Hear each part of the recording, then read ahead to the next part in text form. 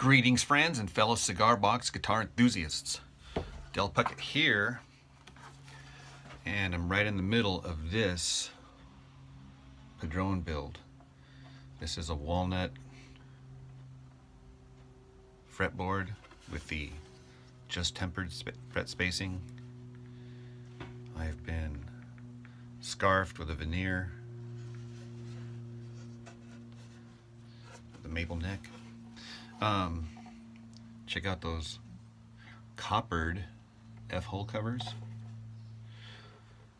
But what I wanted to show you in this video here is the connection that is going between here, the box and the neck. So as you know, I put these little the shelf on here and carve away this part here so that it's not touching the top. So where it is touching the top is right here. Okay, well this one here was just a little bit high after I put in my block and screwed it in. It was still just a little bit high. And so when I would shut the door here, the top, it wasn't closing all the way perfectly right here. So that was one thing. And then also this little cut right here, you can actually even hear it, is still rubbing.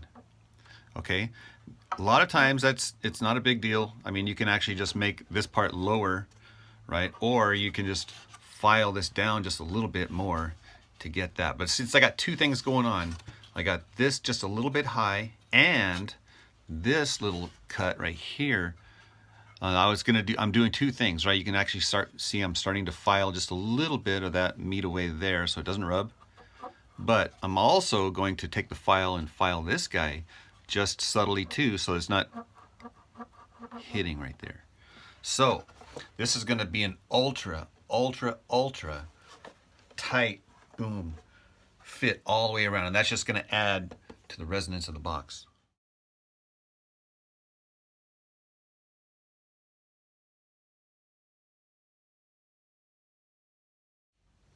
All right, so this is what we got going on here.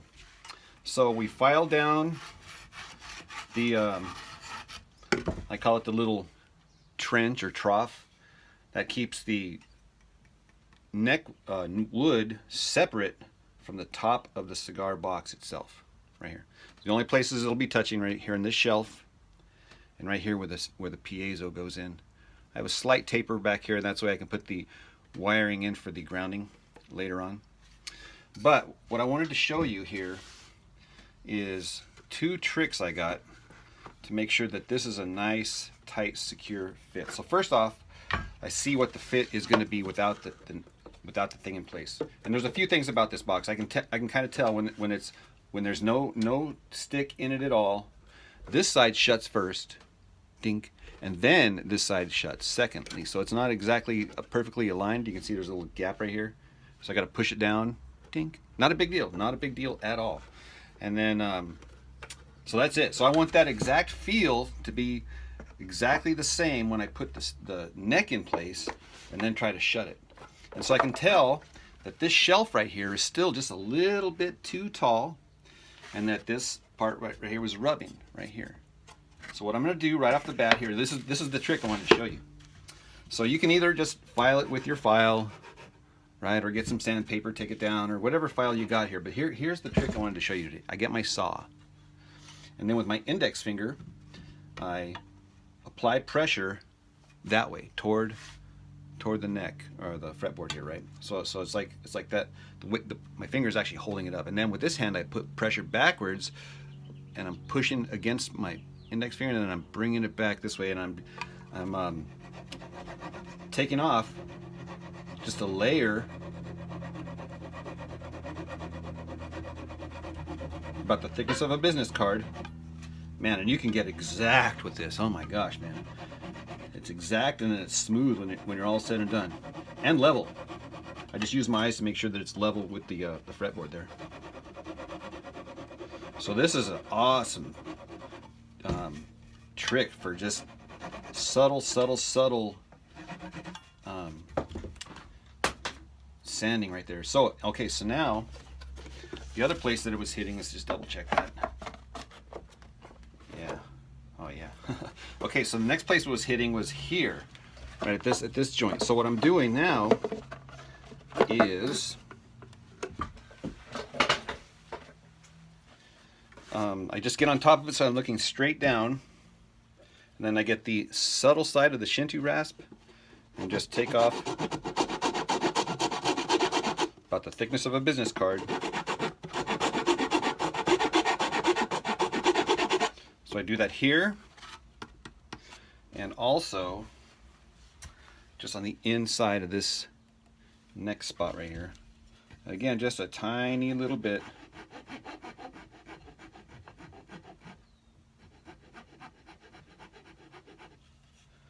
You won't see this. And then go back and double check. Oh yeah, look at that. Boom. Perfectly tight. And yep, that's the way it should sound.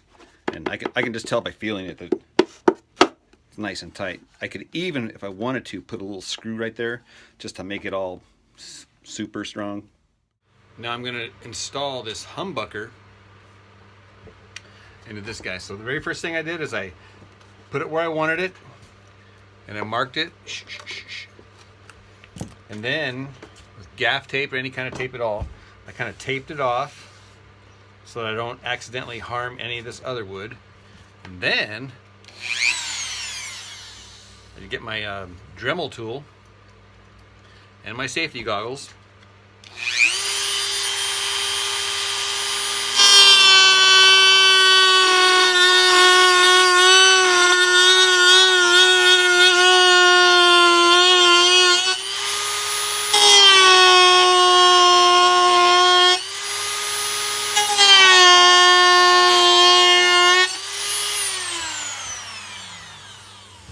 Good thing I don't have a smoke detector in here.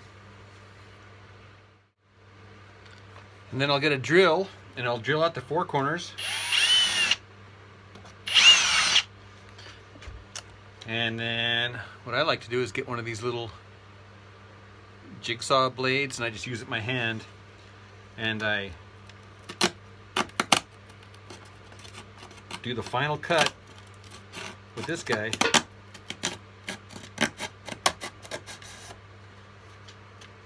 And pop it out.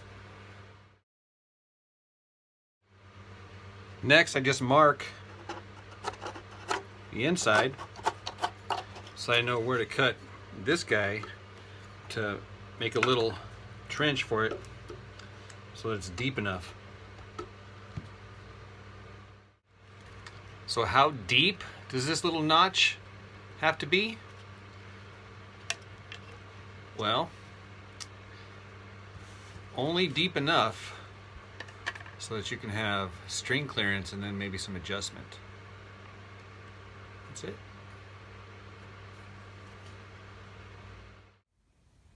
Now for a brief moment of silence.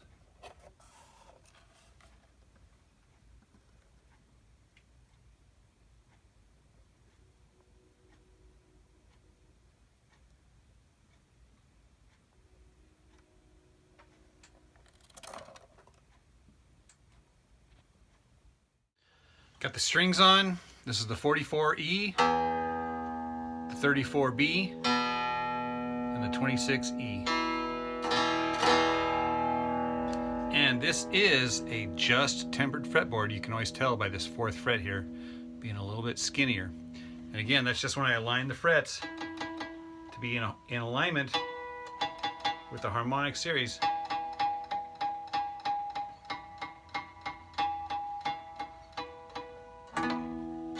And it renders these chords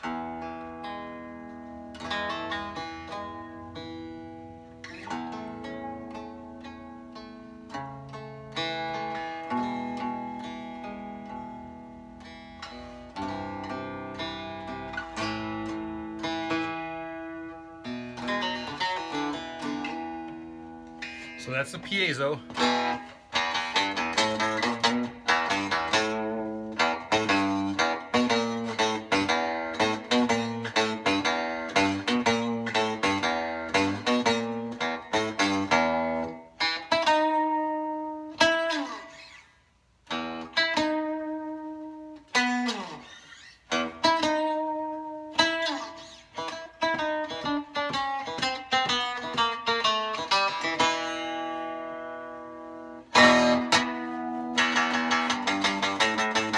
So that's the piezo. Here is the piezo and the humbucker.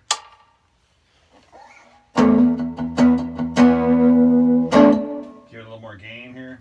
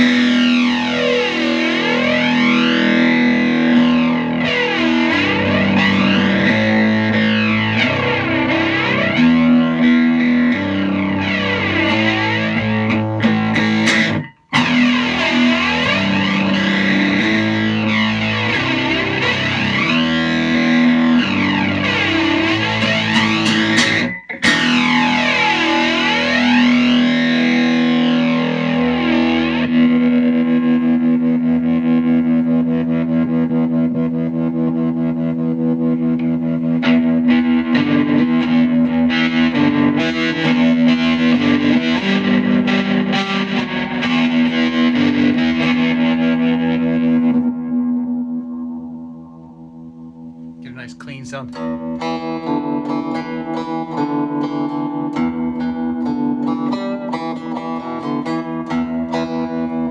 Alright, so that's the piezo and the humbucker. Here's the humbucker.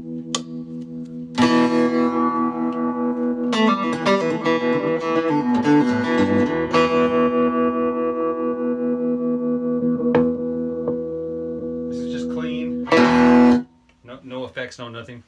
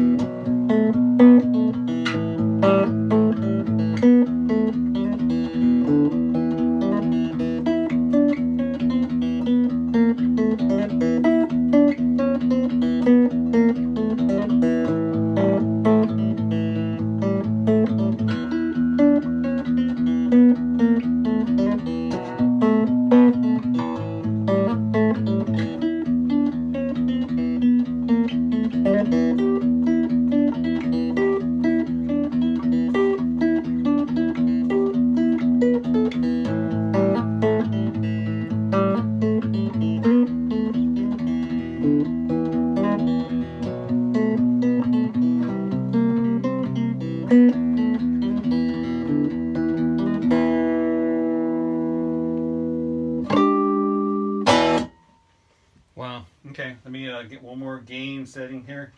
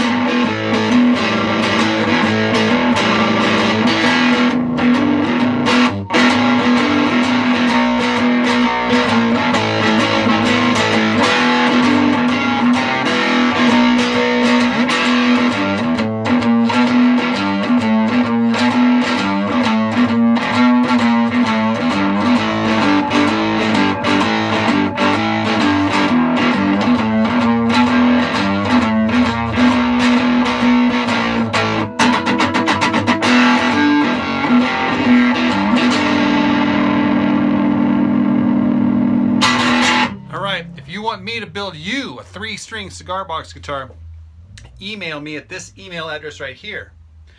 If you like these videos, be sure to subscribe, comment, like, and share.